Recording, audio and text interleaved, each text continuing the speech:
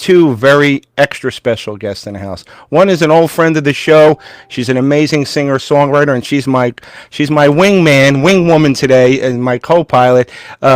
Please welcome back the lovely and talented Christine Martucci. Hey, everybody. And then on the bottom, the star, the legend. It's not often we get to speak to a living legend here. The iconic Belinda Carlisle. If I didn't have arthritis in my knees, I would bow. Hi, good morning, or good afternoon, or good evening. Yeah, we should say good morning to you. And Yes, but Yes. I got to tell you, Belinda, there's so many things I want to tell you, and so many. I can't tell you how much you've shaped the soundtrack of my growing up, and just musically, and just being a role model. And I have so many questions, so I'll try not to keep you too long. But I want to make sure that we cover the documentary, which is available on Showtime now. The Go-Go's, fantastic documentary. Thank you. Yeah, we're really proud of it. It took about a year and a half of coercing to get us to do it.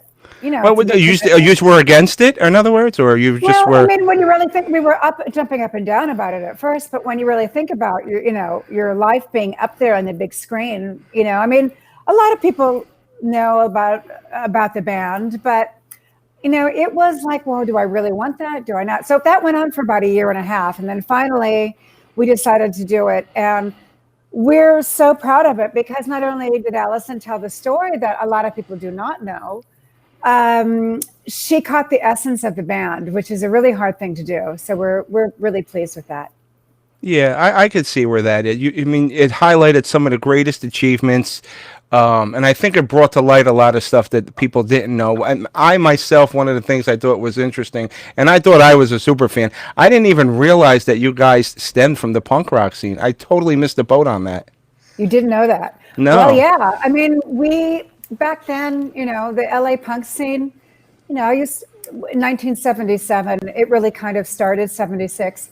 And there were like 50 kids in the band, in the scene in LA, and nobody really knew about punk rock back then at all, unless you got the magazines every couple of weeks. You'd get Enemy or Melody Maker. So we, us kids, we like looked to London as like, wow, like Jane says in the documentary, it was like Mecca, and all this great music was coming out of it. So there were 50 kids in the scene, and everybody was in a band. So we thought, let's form a band. We can be terrible, and it's actually cooler to be terrible. And that's how the Go-Go started. We had no idea how to do anything. Well, Chris, you had a question. I want to make sure that I get you involved here.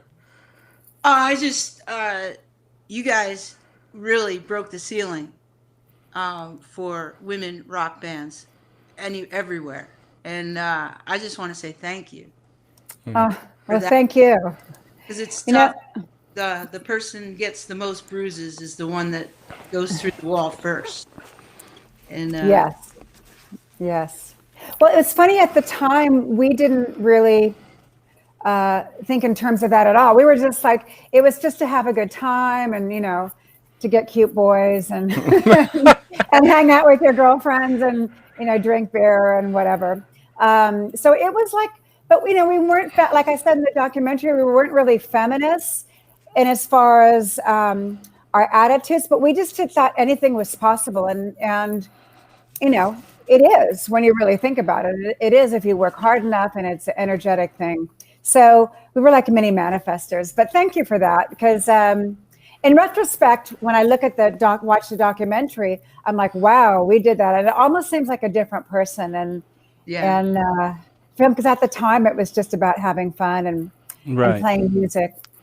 Well, I mean, at that age, Belinda, that's what you were supposed to do. You kids being kids, you came onto the punk scene, and was that way? I mean, because it seemed like when in the documentary, everybody came together at the punk scene. But where did your love of music come? Was it way before that as a kid? Why didn't you know that that's how you wanted to, you wanted to do that for a living? Well, I grew up in Southern California and California radio at that time was amazing. You had their iconic KHJ or KRLA, and it was just the best pop music. And I, every summer I would just lay in front of the speaker at my friend's house and just sing along to every song from like 8 a.m. till 6 p.m. And that's all Wow. I did. I just love music. I thought I could sing, but I really had a long ways to go. And then when I was in high school, the Runaways and Fanny were out there, but the Runaways I really resonated with because they were like teenage girls. Mm-hmm. And I thought that's I would love to do that. I didn't know it was really that possible, and of course I didn't know how you go about doing it, but if it wasn't for the punk scene, the Go-Go's would never have happened, that's for sure. Yeah, yeah. And one of the interesting things about the documentary was that it encompassed so many things, the positive stuff, and obviously the pitfalls that happen, when you're in a certain lifestyle. But you shined a light on something that I thought was fantastic, how you guys were rejected because you were females and nobody had any faith in an all-girl band, which I thought is horrible. Talent is talent, and I just thought that had to be, back then, that had to be a big blow. How did you guys handle that emotionally? I mean, well, we just kind of plugged along and didn't really, we knew eventually something would happen. But yeah, Ginger had a file of rejection letters, and record companies would come to see us play, and they could see that all that was like packed, always sold out with kids, and they were going nuts. And they just said they didn't have the foresight, and they would reference the past and never the future.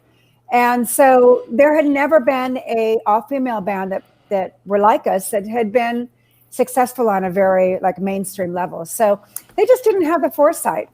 They, yeah, it's they always try to repeat past successes, and those, in entertainment that happens a lot. So yeah, but we didn't let it get us down. I remember that we would always say, well, we'll give it another 6 months. And if nothing happens, then we'll break up. But then 6 months would come along, and we were just having so much fun that we didn't, we just plugged on, and it was a blast. yeah, yeah. And I mean, heavy into the punk scene, and I think one of the draws for you was, and as I recalled in the documentary, you had a really strict stepdad, so that was your chance to be expressive, and I think all the girls in the band loved the fact that there was no judgment. You can be yourself. You could be free. You could be your true self. And I think that was one of the reasons why you guys embraced the punk music. Well, yeah, and plus, it was totally contrary, and I think all of us are contrarians in the band. I know I was born that way. That was always like that. So, and I still am. So, it's. I mean, all of us were like dying to get out of our, break out of our, parents' house and the family's homes, except for maybe Gina, who had probably the most normal and not dysfunctional family, because most people have dysfunctional families for the most part, I think, anyway. Yeah. So, but it was just, we were all, I guess, rebels, all contrarians, all loved music. And it was just destiny and timing that let the Go-Go's happen, because really, and especially I think in these days, the Go-Go's could never have happened because everything is so corporate, and there's not a lot of artistic development from record companies anymore. It's, let's see how much money you can make us, and they follow a formula, and if it works, it works. And if it doesn't work, they don't take the time with the artist to really develop them. So we're really lucky that we came along in that time in music too, when record companies were about music and not about money. Yeah, yeah. Record companies, what's that? There's no such thing as a traditional record company anymore. And not really, no. No. But you know what's I found interesting? You guys formed yourself. It wasn't somebody that put you all together like they did. And I think that's the problem. Listen, there's so many talented singer-songwriters out there, and I'm not judging them, but I think today there's a lot of great music, but I think today that it reminds me of a Domino's pizza. It's like 30 minutes or less. Let's just put it out there to put it out there. There's not a lot of passion in it. There's not like, when you used to listen to a Go-Go song or Def Leppard or anything from the 80s, the late 70s, it hits you here. Now it's just like... and like I said, I'm not knocking nobody's craft, but that's just one man's opinion. Well, I kind of share that opinion, where There You know, too. I mean, it was really shocking because Go-Go's were honored at the Billboard Awards a couple years ago, and we all went.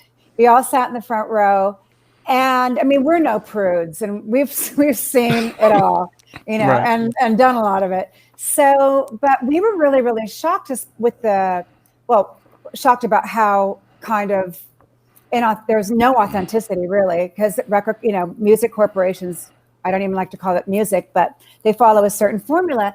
And what was really disturbing is that how sexualized music has become, especially with young girls. Yeah. And that we were just, some of the things we saw, we were just sitting there in the audience. Thank God there were no cameras, but just going, what? This was, it was shocking. So, music, I mean, I like to think that it'll get around to a place where it's authentic again, but I think for the most part, that's not knocking anyone's craft because there's a lot of talent there. Yes. It's what the corporations do with that talent that's kind of shocking, and there's not a lot of passion. And like you said, it was funny. I was watching a video with James Brown, who I was lucky enough to see like 4 or 5 times. And back in the punk days, when James Brown came to town, the whole scene went to go see him. But I was watching him, and it's that thing that gets you in great music. And it's, and I almost I actually did have tears in my eyes watching it because it's so rare these days that you get that feeling with the music that you hear, where it does do something. It changes you on like a cellular level. Yes. Christine, you get that. I mean, you're a performer too. I think you could agree with that, right? Oh, totally. I mean, I'm right there. I mean, the music has lost its soul. Yeah. Yeah. I I mean, it has. and what's even more disappointing is right now, Belinda and Christine, we need the music more than ever because, music is universal. Don't get me wrong. For this pandemic is a terrible thing. I never thought I would say. I mean, so many things that you would think that one would experience in their lifetime. This was by far the worst. But I find myself listening to. I actually was at a flea market the other day. I got your Heaven on Earth vinyl original. I mean, I have a shrine in my garage to all '80s vinyl on my whole wall, and I'm listening to that. I'm watching comedies on TV. Anything I could do to uplift myself because the news is so depressing, Belinda. You know what it reminds me of? Because they're scaring that. You remember the War of the Worlds when they broadcast that and everybody thought it was real, that the Martians were going to. That's what it reminds you of the news about this COVID. Listen, we got to be careful. Obviously, we don't want to get ourselves sick or our loved ones, but it's so terrible. I'm watching Everybody Loves Raymond. I'm listening to Mad About You on my iPod. Just anything to keep myself up. Yeah. I agree, especially now. I'm not watching anything that I would be able to watch, a year ago. Doesn't necessarily work now. So, I watch a lot of. I've become my mother and watching old Frederick March and Wallace Beery movies.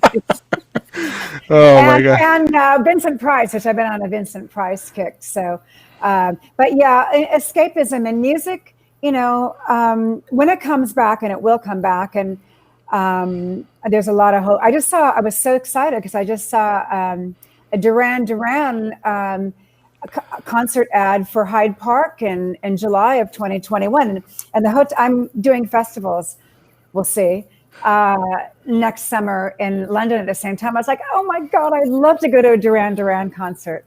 Yeah. So, but yeah, I mean, when it comes back, it's going to come back big, and now more than ever, people need it, and music. I mean, real music. Right. Yeah. And it's a shame. All these artists. I mean, everybody is like climbing the walls. It's got cabin fever. And I'll tell you, and I just saw this. Yeah, I wish I would have saw it sooner. I saw the live show you did on the the Today Show. You were all performed. We got the beat. You were all probably years ago. Yeah. You're all in on camera. You know, everybody's in quarantine, and the best part about that, Belinda, is you didn't let that stop you. You acted like you were all on stage. You were happy. Your voice is stronger and as terrific as ever. And you knocked out that song. You're like, you know, there's no barriers for us. You knocked it out of the park in like in a traditional go-go sense. I was so uplifted by that. Oh, thank you. Well, it was. It's interesting doing all these remote, sessions. I've done a few of them, and it's challenging. But when it works, it really works. And for some reason, the past few that the Go-Go's have done, really, it looks and sounds fresh. Although we might not be. The music sounds really fresh. So, but yeah, that was really pretty cool to do. It was like 10 o'clock in the evening here, and it was like 7 o'clock in the morning for everybody else or something. It's something ridiculous. Oh, yeah. But I tell you, it just was so great to see that. And, and I think this is, just a double-edged sword to the whole video thing. I think this is going to be the new norm. It's good for a point, but at some point, everybody's going to need the interaction. The arenas and even the intimate, club dates. They're not gonna. That's not gonna never go away. I don't think. Oh no way. In fact, I have to say is that I've been in Thailand since the beginning of January, and this is like kind of good news. Is that everything is normal here. Good. Yeah. I mean, masks are part of the culture, but they're not mandatory on the street. But it is possible. So we'll get back to normal. And they do have live music here now. They're doing concerts and things. So it will happen eventually. Yeah. In the documentary, and what I'm talking about is the documentary that's now airing on Showtime called The Go-Go's. If anybody has not seen it, I definitely recommend them to check it out. It's an eye-opening look. It's exactly what you would expect. There's going to be the behind-the-scenes stuff, and as you'll see in any performer's band, there's going to be the good side, and then there's going to be the downtime. So, but that being said, Belinda, in the early stages of the punk scene, you evolved into pop, and that was a pivotal decision for the band. When you finally made that leap, do you think having the advantage of doing the punk music and having all the be able to express yourself and the stuff, do you think that gave you an advantage going into that different genre? Well, I don't think it was always, we grew up, two of us grew up in LA. Everybody was very musical and had musical influences, and everybody had a love of pop music, even though we came out of the punk scene. So even the early songs were influenced more from pop punk bands like The Clash or the Buzzcocks. There's a lot of bands like similar to that. So we were always really melodic. We just couldn't play. And then when we started becoming more proficient with our instruments and songs, people started thinking, "Oh my God, there was melody in there, or whatever." So it wasn't like it wasn't really that clear in the documentary, but it wasn't like we made a decision that this is what we were going to do. It was always that from the beginning. You just couldn't hear it. The melodies were always there, pop melodies and pop structure. Oh wow, yeah. And also 1981 was a difficult year because now you're going into uncharted territory. You faced, like I mentioned earlier, you faced a lot of hurdles. Being an all-girl band where which was sort of taboo, and they were making it harder for you for an all-girl band to tell their story. So that was, but you weathered the storm. Yeah, we always had fun, no matter, even if we were getting rejected, we still had fun making music, and people loved the band, and it was mania at a go-go show. So, we knew eventually something was going to happen because, there were sort of new labels that were bubbling up, subsidiaries of major labels like IRS Records, was one of them, and they were the label that signed us. And although it wasn't like, we had the dreams of being signed by a Sony or a CBS, that okay, well, at least it's something. But actually, it turned out to be the best place we could be. And Miles Copeland is a music man. So they were really nurturing and the best place for us to be. So we knew always that something would happen. It had to happen. It wasn't going to be like you're going to keep growing, becoming more popular without any sort of payoff at the end. Right. And then, there came time to record the first album, and which I found interesting. The producer, Richard Gottaker, Gotterer, he actually said, he pushed you during that album to reach your full potential, because he was so, he was very positive for you guys, and he saw the potential, and he wanted to make sure that it played out on the album.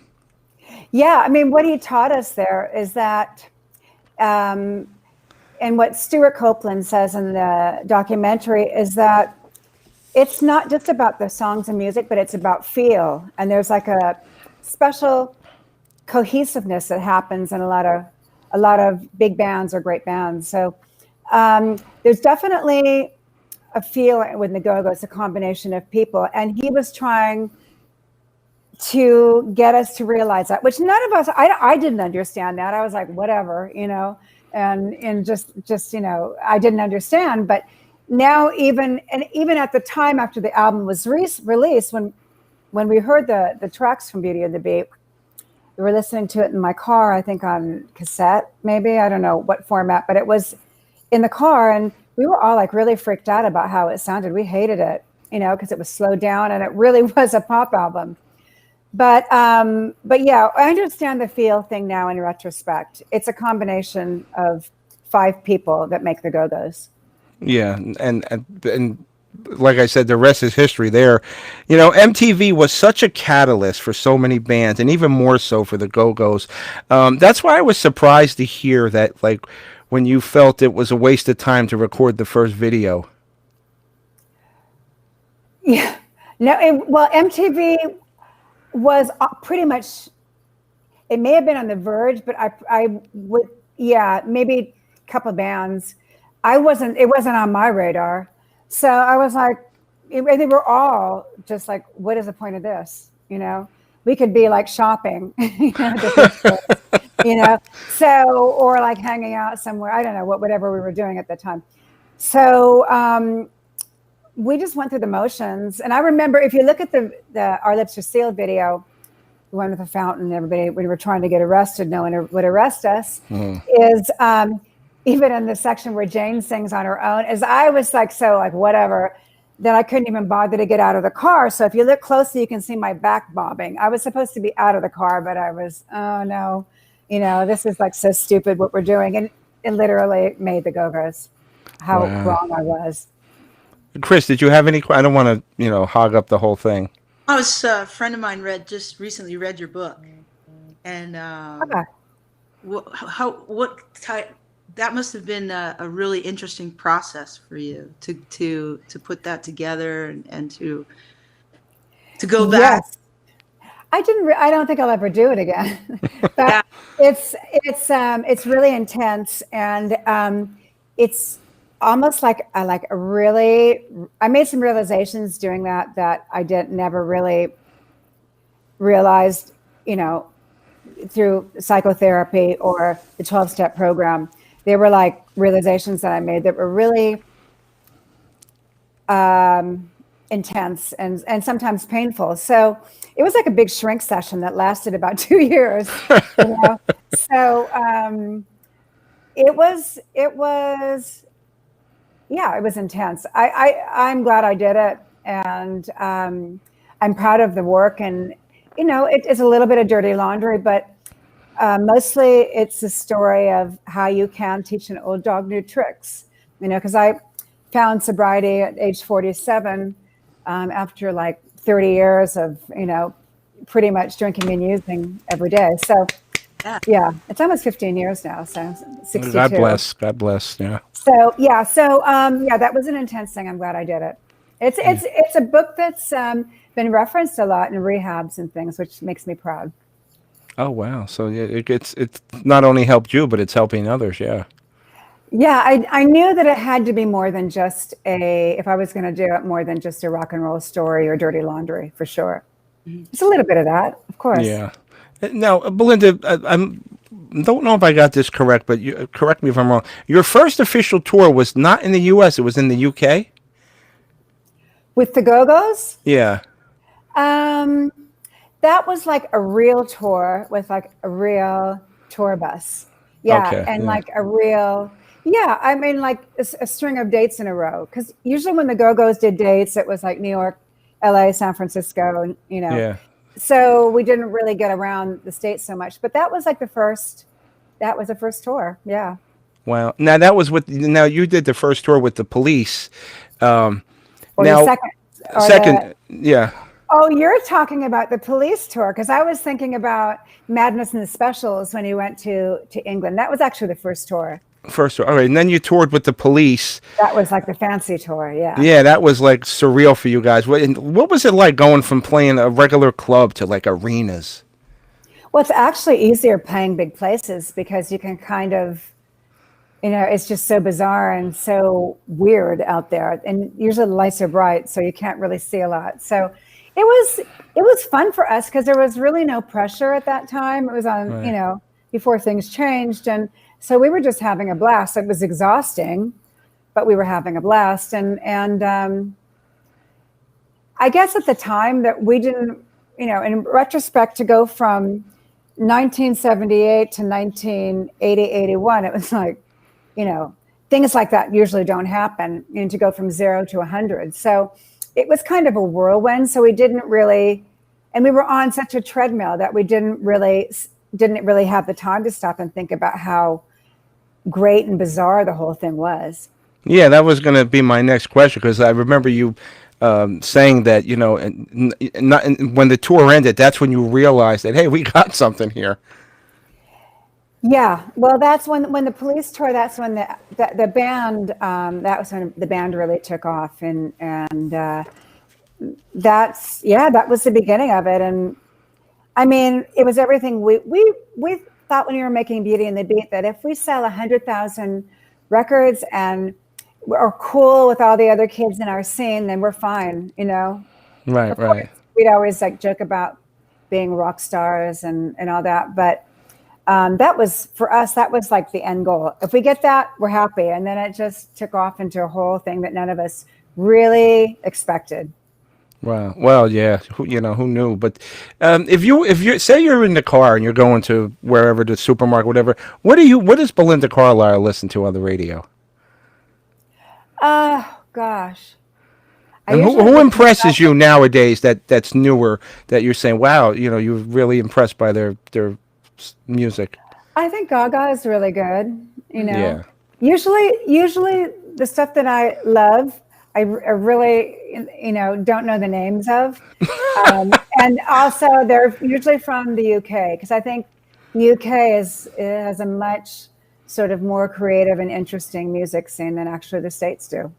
I always thought that they were always ahead of us Yeah. musically, because if you think about it, and it's such an ironic twist when you see some of these bands like Chuck Berry.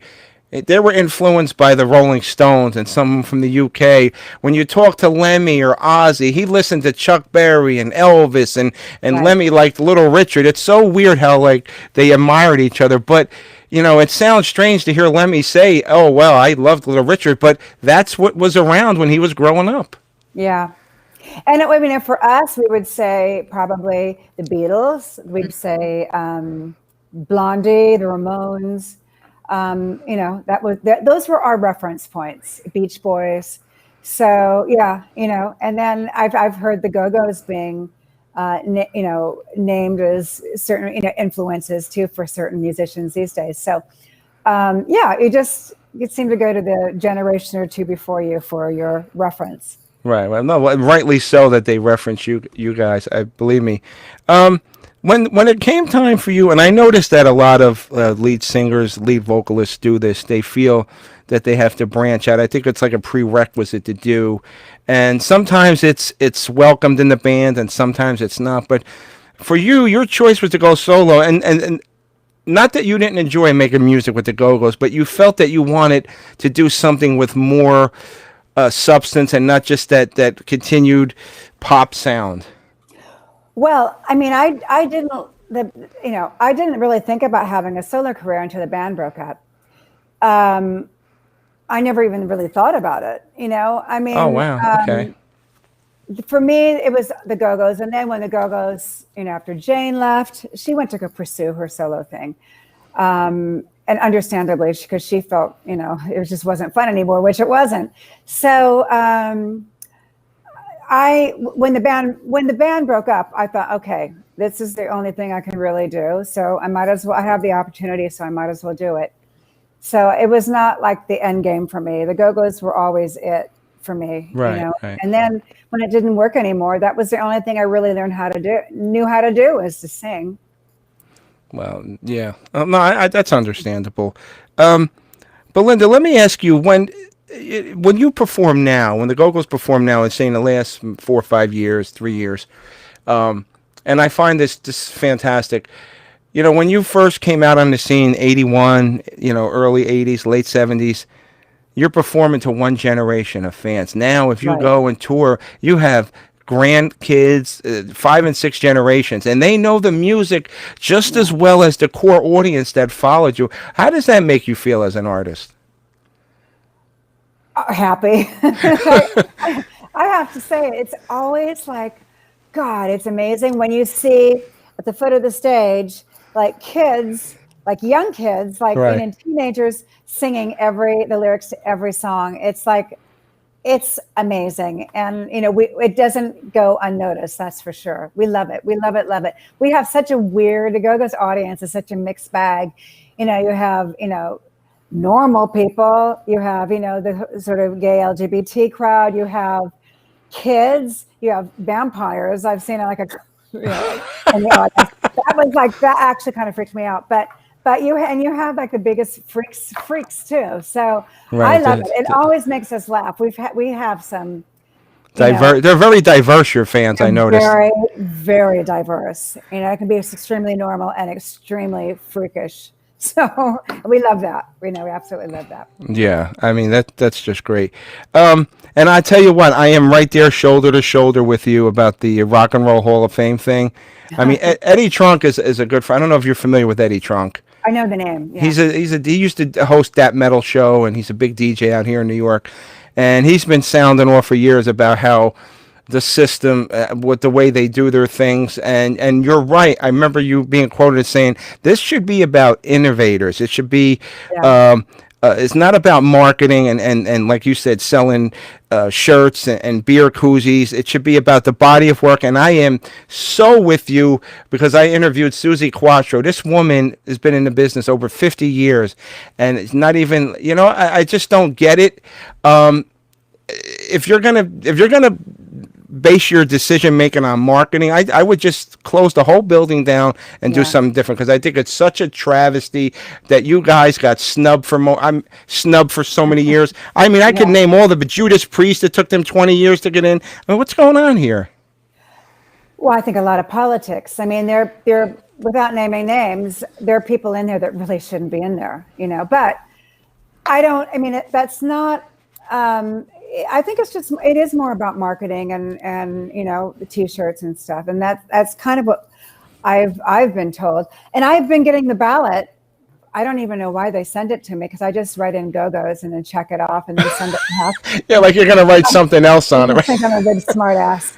Right. But I mean, it should be about innovators, and there is no question whether you like the band or not. And I know that there are a few people that don't like the band's music, which is fine. You don't have to like the music, but you can't dispute the fact that we were kind of the first of our kind, and we went from zero to being one of the most sort of influential bands that have come out of the 80s. So I don't know. There's so many people in there that should be that aren't in there that should be in there, like the B-52s. I mean, Right. They are like so innovative, and what they still do is way ahead of its time. And I don't get that at all. You don't have to like the music, but you can't dispute that fact that they're one of a kind. Oh, absolutely. And I tell you, It's really bad that they're doing this, because you whether you want to choose to believe it or not, you guys are legends, and so many legends deserve it. And I think you said that, it's of course it's a nice feather in your cap to have that you're inducted into the Rock and Roll Hall of Fame, but you're not losing sleep over it at this point. I really don't care. I mean, and that's the honest truth. It's kind of a joke now, and I don't think really anybody really cares that much, because at this point it's kind of a joke and kind of funny.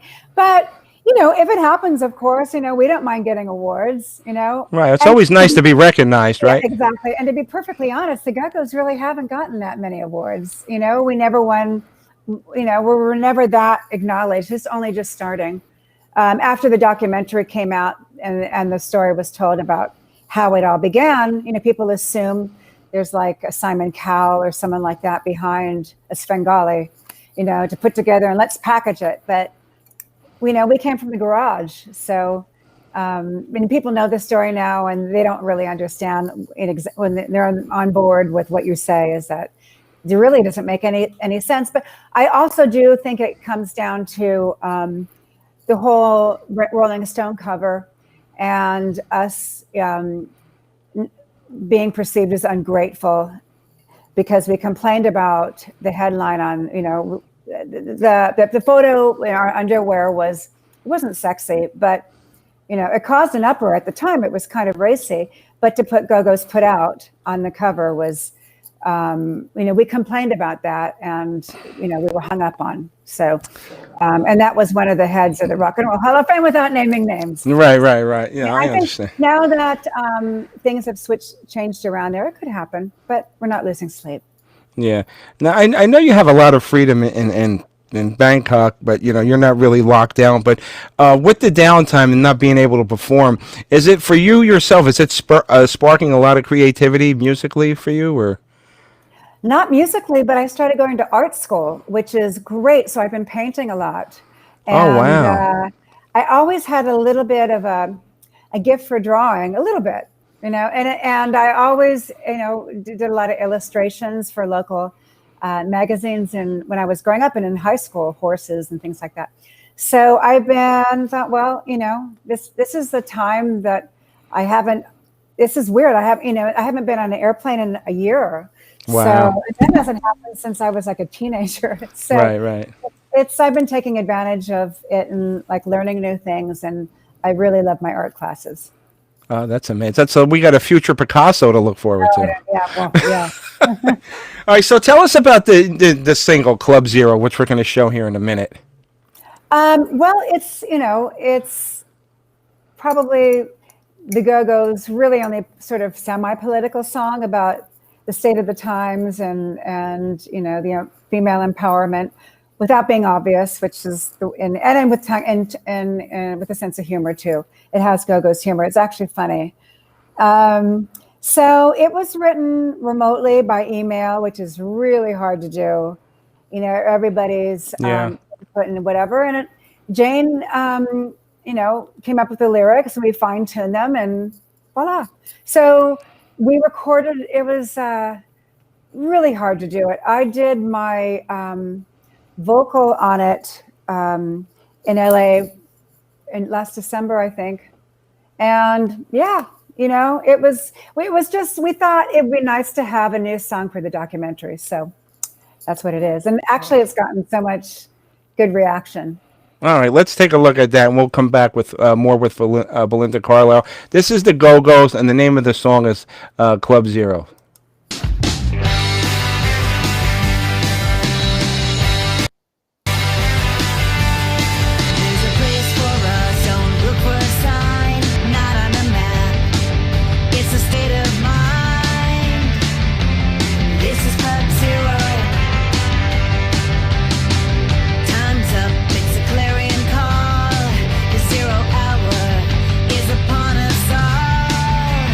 Tick tock,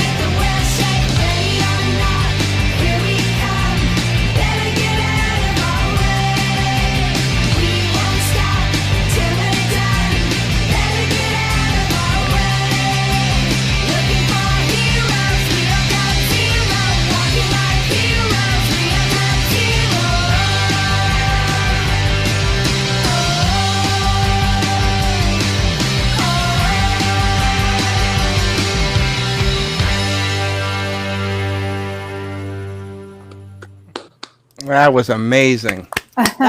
Now, why was that? I mean, obviously quarantine aside, why was it so challenging just to go back and forth between each other with the Songwriting? Yeah. Songwriting. And you know how emails get sometimes if you write something, how it can sound one way and it's not meant to sound if you're curt or to the point or whatever. So, and it's a songwriting is you're very vulnerable and putting yourself out there. So, although everybody is much kinder to each other, more kind than they used to be, it's still, everybody gets sensitive about it. So it was just hard.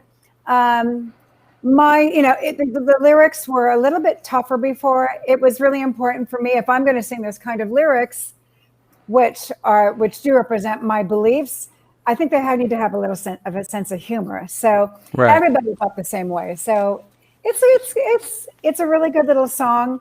It was, we did everything besides the music pretty much remotely. Well, no, the music was done remotely too, because everybody is living in different places. So Right. For those who are just joining us, and just as a reminder, the show does go out to the servicemen and women at AFN, and I just wanted to, and Christine can verify this, being a former service member. Sometimes our soldiers or troops are in forward areas, and where the bottom can drop out at any minute, and being able to listen to music or watch a TV show and just bring back home for a half hour, an hour, because you don't get much time when you're deployed like that. And I just wanted to know. I know everybody's so grateful for the sacrifice that they make, but I always stress that thank you for your entertainment value, for keeping. Just keeping those men and women, focused, and hey, it's not going to be forever. We're going to go home soon. We're doing our duty. But, Christine, you can reiterate that, right? Being deployed yourself. Absolutely. Music heals. Yeah. It is the great healer. And thank you. Thank you. Well, it's an honor to be. It's an honor to be here. Honestly, it really is. And I mean, music is. No matter all of our differences, music is the common denominator. And we also, everybody loves music. It's healing, and has the power to change moods and to bring happiness. And anything I can do, this is the least I can do, is to be here with you too. Absolutely. And all right, so I just want to remind her, the documentary is airing right now on Showtime. If you have it on demand, you can check it out. But we're going to show you the trailer, because I want you guys, especially if you're not watching us live on the video stream, you're listening to us, I definitely want you to check this out on Showtime. This is the documentary, The Go-Go's. The greatest all-girl group of all time, the Go-Go's. The Go-Go's. The Go-Go's. We are the first all-girl band that wrote their own material and played their own instruments to be really successful. In the course of a year, we had gone from playing dive bars to Madison Square Garden. There never would have been the Go-Go's without the punk rock scene in Los Angeles. Anybody could do whatever they wanted. It was total freedom. The punk scene allowed you to be whoever you wanted to be, play the way you wanted to play, and you were accepted. People used to cross the street when they saw me. I felt powerful for the first time. When they asked, hey, do you play lead guitar? I figured I played bass, so yeah, it's a couple more strings. It'll be okay. Their set was 3 songs long, and 2 of them were the same song. We were pretty crappy in the beginning, but we had these songs that were just coming together. 'Cause we got the beat, we got the beat, we got the beat. Oh my God, this is gonna be huge. Yeah, they got the beat.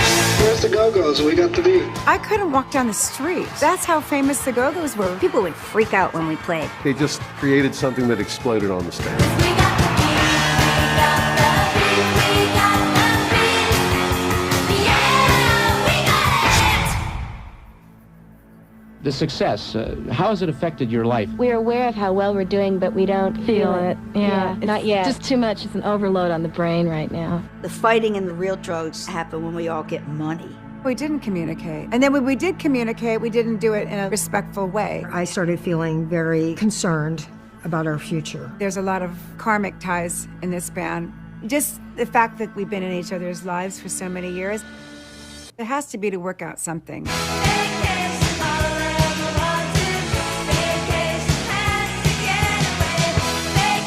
are a family. That's just what it is. You still all just get along as friends? Yeah.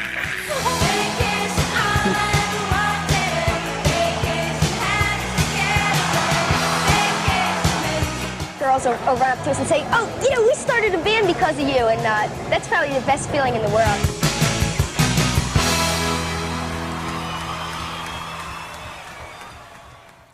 Well, that's amazing. I enjoy it. I'm going to watch it again. But Belinda, let me ask you, when you go and seeing that documentary and living through what you went through, was there a time when you didn't think you were going to get through those dark times, when you felt the bottom was going to drop out, or did you always sort of see that light at the end of the tunnel?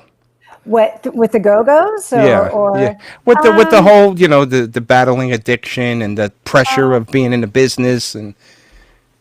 I'm pretty, I guess I must be strong to be able to withstand a lot of those darker times, which were very, very dark. But I never felt like there was no hope. I mean, I think I'm really, really lucky that I am pretty, for the most part, upbeat and don't really suffer from depression, really lucky, or anything like that. So right.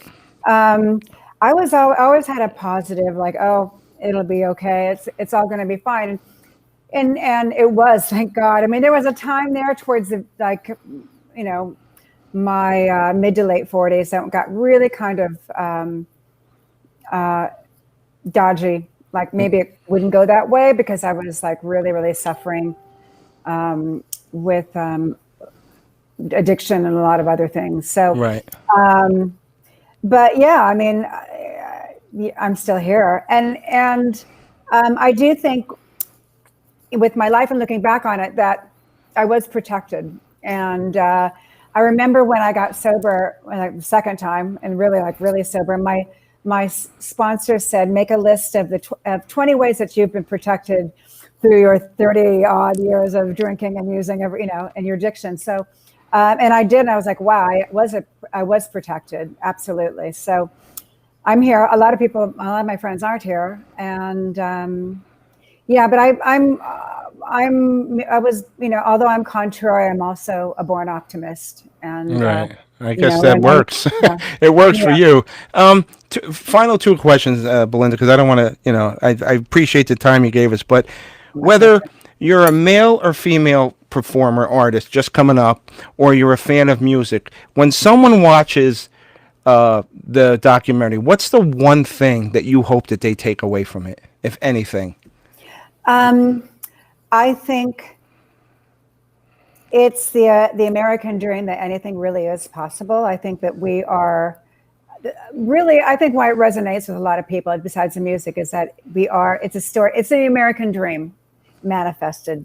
So, and I love that. And the other thing is that I want people to know where we came from, because I think that's really important. It's for a lot of kids that to be inspiring, and that you can do anything you want to do. Well, how do you, with the newer generation today, how do you, you personally, if they were to ask you, how do you help them steer away from those pitfalls, or there's going to be pitfalls no matter what? I don't think you can. I mean, drugs and alcohol are it's like an occupational hazard of music. It is, and it's like you either have the constitution to say no and like not be interested, but I was like way interested. I remember being interested in that when they used to show drug films in grammar school and in junior high school. I was like, I want some of that. It's supposed to, that was just my personality. So I would say to the young kids, well, of course I'd say don't do drugs, which is, but kids do drugs. What can I say? I mean, some don't, but most do. Right. No, I understand. And Belinda, I want to just thank you so much for your time today. and I hope to get to see you guys back out on the road again. Hopefully, you will be performing in 2000. You got any plans to come to the Northeast at all? Yes. Yes. Actually, we're playing Asbury Park, New Jersey. Oh, I'm coming. I think in early July we have, and I'm pretty positive that the touring will start happening this summer. I mean, fingers crossed, but we're all really optimistic. So we have, New York, we have Asbury Park. Oh, wow. Okay. I think anybody that's interested in getting tickets, pretty sure, I mean, I don't think a lot of them are sold out, but I think a lot of them are. So if you're interested, just go to gogos.com and the tour date should be up there. Well, we definitely want to do that. And I want to bring some veterans out to say hello to you because I would love that. Yeah. Belinda, before we let you go, real quick, can you do a liner for us? Sure. Yeah. Basically, you're going to just introduce yourself and, hi, this is Belinda Carlisle, and you're listening to Animal House Radio. Okay. Hi, this is Belinda Carlisle, and you're listening to Animal House Radio.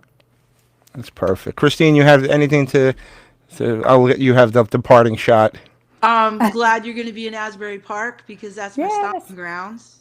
Well, great. Something you guys get in touch with Simon. You know who to get in touch with, and we'll work that out for sure. Yeah. Thank you so much, Belinda. God bless. Stay safe and keep that golden voice pure because we need that right now. Well, thank you, and take care and stay safe. And it's really been an honor to be talking to you too. The honor was all ours, and thank you so much, Belinda Carlisle. Everybody. Bye, you guys. Bye, Bye-bye. everybody. Happy holidays. Yes, you too. Okay, bye.